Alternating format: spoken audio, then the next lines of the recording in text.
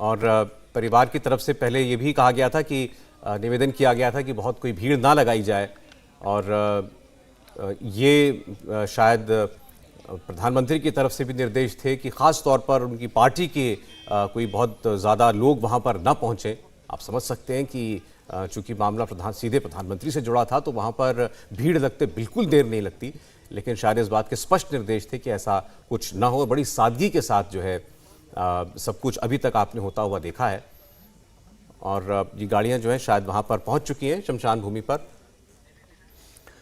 और बिल्कुल सर, वो बाकायदा मना किया गया, जो प्रदेश अध्यक्ष CR पाटिल हैं उन्होंने लोगों को फ़ोन करके मना किया है कि आपको वहाँ आने की ज़रूरत नहीं है, आप अपना कार्यक्रम जो है वो जारी रखें, घर में जो प्रार्थना कर सकते हैं, जो चीज़ें कर सकते हैं वो करें, बाकी जो नॉर्मल शेड्यूल है अपना वो रखें, वहाँ पर भीड़ लगाने की बिल्कुल ज़रूरत नहीं। आप अंदाज़ा लगाएं कि आमतौर पर ऐसा होता है कि लोगों को बुलाया जाता है, लेकिन यहाँ प्रधानमंत्री नरेंद्र मोदी की तरफ से निर्देश कि किसी को वहाँ कोई भीड़ लगाने की ज़रूरत नहीं है। और जो इमोशनल कनेक्ट पीएम मोदी का है पूरे देश में है, गुजरात में तो समझा जा सकता है कि किस प्रकार का है, और वहाँ पर ऐसे दुख के घड़ी में कैसे लोग बाहर नहीं निकलते, कैसे लोगों का वहाँ पे हुजूम नहीं इकट्ठा हो जाता, ये निश्चित तौर पे प्रधानमंत्री नरेंद्र मोदी को एहसास रहा होगा। इसलिए बाकायदा निर्देश देकर और पार्टी की तरफ से लोगों को मना किया गया है कि वहाँ पे किसी प्रकार की भीड़ की ज़रूरत नहीं है। और बिल्कुल ही एक लो प्रोफाइल मामला जिसे कहते हैं कि एक सामान्य बेहद निजी मामला करते हुए प्रधानमंत्री नरेंद्र मोदी इस अंतिम संस्कार को कर रहे हैं।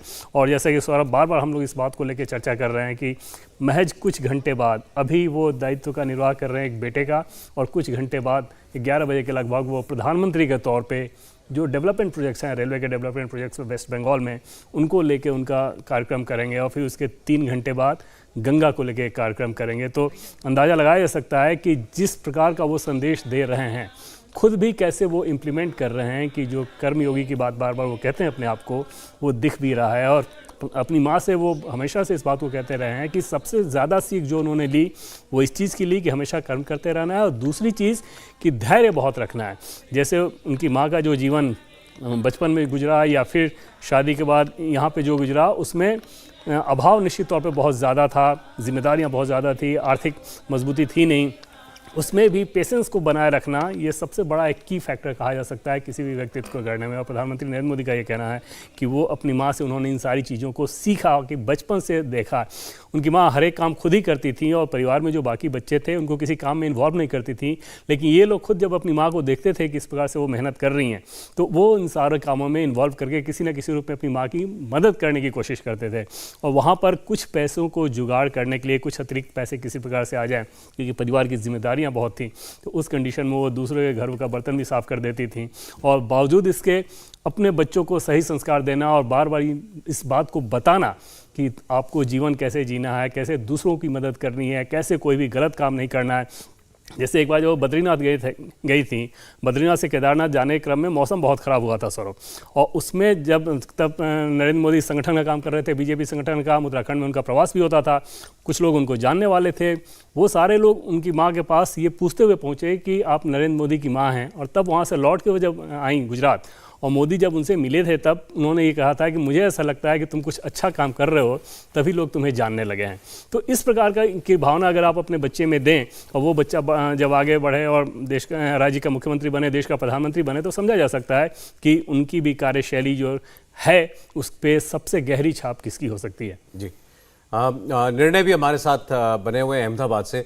जो मैं आपसे जानना चाह रहा था, मैं निर्णय से पूछता हूँ। निर्णय, एक बार ज़रा हमें प्रधानमंत्री मोदी के जो परिजन हैं, जो निकट परिजन हैं, उनके परिवार, उनके भाई बंधु, उनके बारे में ज़रा एक बार बताएं। दर्शक जानना चाहते होंगे कौन भाई बहन हैं प्रधानमंत्री के।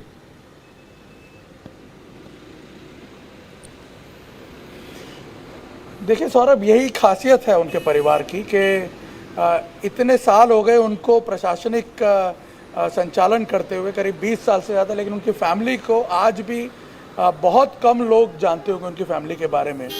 उनके बड़े भाई सोम भाई मोदी को अक्सर लोगों ने टीवी पर बात करते हुए देखा है, इसलिए सोम भाई के बारे में लोग जानते होंगे, सबसे बड़े भाई हैं।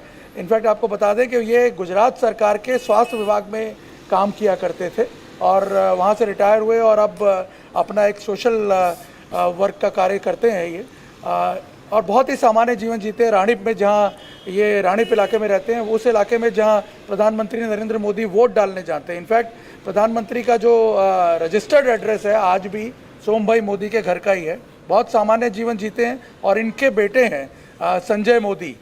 हम उस दिन भी बात कर रहे थे कि इनका बेटा जो है संजय, उसने अपने, वो मार्केटिंग के क्षेत्र में है, और उसने अपने विजिटिंग कार्ड पर भी मोदी नहीं लिखा है। वो कहीं पर भी अपनी सरनेम नहीं बताता है। और इस बारे में उससे पूछा भी गया तो उसने एक बार बताया था कि वो इसलिए अपनी सरनेम नहीं बताता है कि कहीं लोग कभी उससे पूछ लें। अक्सर होता है सरनेम जान करके लोग पूछते हैं कि अरे भाई आप नरेंद्र मोदी के रिलेटिव हैं क्या। तो उसने कहा कि अगर ऐसा कोई पूछता है तब मैं झूठ नहीं बोल पाऊंगा, और इसीलिए मैं कभी ये रिवील नहीं करना चाहता हूँ। इसकी प्रेरणा भी इनफैक्ट उनके पिताजी जो हैं सोमभाई मोदी, वो बताते हैं कि नरेंद्र भाई मोदी से ही मिली उसे। जब वो छोटा था तब कभी बातचीत में नरेंद्र भाई ने उनसे कहा होगा कि अपनी खुद की एक पहचान होनी चाहिए, उसके लिए क्या करना है, किस प्रकार का परिश्रम तुम्हें करना है, और वो उससे बहुत इंस्पायर भी है। ये तो हुई सोमभाई मोदी के परिवार की बात। दूसरे जो सेकंड नंबर के ब्रदर हैं वो हैं अमृत मोदी। अमृत मोदी जो हैं वो, आपको मैं बता दूं कि लेथ मशीन चलाया करते थे, फिटर थे वो। फिटिंग फैक्ट्री जो होती है उसमें वो काम करते थे, जो फैब्रिकेशन की। और उनका बेटा जो है वो भी अपना कुछ छोटा मोटा ट्रैवल का बिजनेस करता है। और इसके बाद नंबर आता है नरेंद्र मोदी का। और चौथे नंबर के जो भाई हैं वो हैं पंकज मोदी, माफ़ कीजिएगा, प्रहलाद मोदी।